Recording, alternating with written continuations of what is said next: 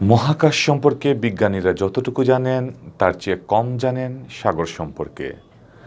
নাসার বিজ্ঞানীদের এই মন্তব্য থেকেই বোঝা যায় সাগর কতটা রহস্যময়। বালুময় সৈকতে দাঁড়িয়ে দিগন্ত বিস্তৃত যে নীল দরিয়া আমরা উপভোগ করি তা শত সহস্র বছর ধরে বিজ্ঞানীদের কাছে জটিল রহস্যের জাল বুনে চলেছে। মিল্কি সি ভারত মহাসাগরের এমনি এক ক্ষুদ্র রহস্যময় অংশ। আমাদের আজকের মায়াজালের আয়োজন রহস্যময় দুধের সাগর নিয়ে। আশা করি মিল্কি সি সম্পর্কে জানতে ভিডিওটির শেষ পর্যন্ত আপনারা দেখবেন। আর আপনাদের সাথে রয়েছি আমি নাম সত্যজিৎ সিংহ। এই সাগরের অবস্থান সোমালিয়ার দক্ষিণ উপকূলে। ২৫০ বর্গ কিলোমিটার স্থান জুড়ে এই সাগরের পানি অন্য সাগরের পানি থেকে একেবারেই আলাদা। বিশেষ করে রাতে মিল্কি সির পানি এক অপার্থিব রং ধারণ করে।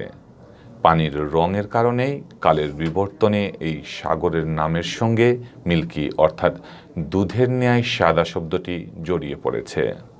ইতিহাস ঘেঁটে জানা যায় মিল্কি সি প্রথম মানুষের নজরে আসে ১৮৬৪ সালে। Captain Raphael Semmes CSM Alabama নামক একটি জাহাজে ওই সমুদ্রপথ পাড়ি দিচ্ছিলেন। জাহাজের কেবিন থেকে তার দৃষ্টিগোচর হয় সাগরের পানির এই অদ্ভুত রং। নাবিক রাফায়েলের ভাষায় হঠাৎ যেন নীল পানি থেকে আলো ঠিকরে পড়েছে।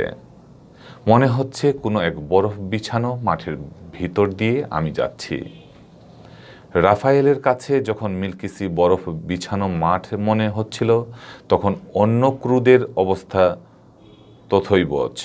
কারণ প্রাচীনকাল থেকে ১৮ শতক পর্যন্ত সাগর ছিল নাবিকদের কাছে একেবারেই রহস্যময়। তারা বিভিন্ন দেবদেবীকে সাগরের নিয়ন্ত্রক হিসেবে বিশ্বাস করত। ফলে মিল্কি সি তাদের কাছে মনে হয়েছিল অত্যন্ত ভীতিকর এবং অশুভ এক জায়গা। কিন্তু দিন বদলের সঙ্গে সাগর এখন নাবিকদের কাছে আগের চেয়ে অনেক বেশি উন্মোচিত। বিজ্ঞানের কল্যাণে মিল্কি সির রহস্য কিছুটা উন্মোচিত হয়েছে।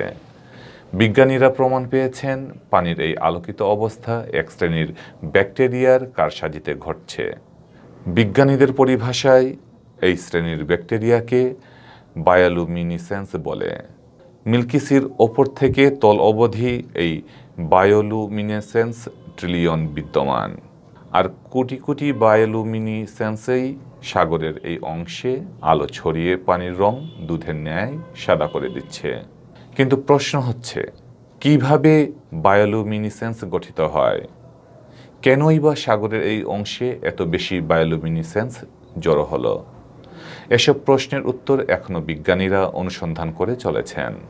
কলোরাডো বিশ্ববিদ্যালয়ের অধ্যাপক স্টিভেন এমনি এক অনুসন্ধানী বিজ্ঞানী। ১৯৯৫ সাল থেকে তিনি মিল্কি সির ওপর গবেষণা করছেন।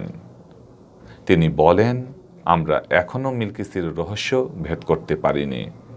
মিল্কি সির পানি আলোকিত হওয়ার কারণ শনাক্ত করা গেলেও কেন এই অংশে এত বেশি বায়োলুমিনিসেন্স গঠিত হয় তা এখনও অজানা। এই সাগরের গভীরতার চেয়ে এর রহস্যের গভীরতা অনেক বেশি।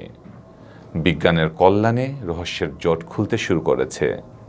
সেদিন হয়তো বেশি দূরে নয় যেদিন মিল্কি সির এই রহস্যের জটও খুলে যাবে।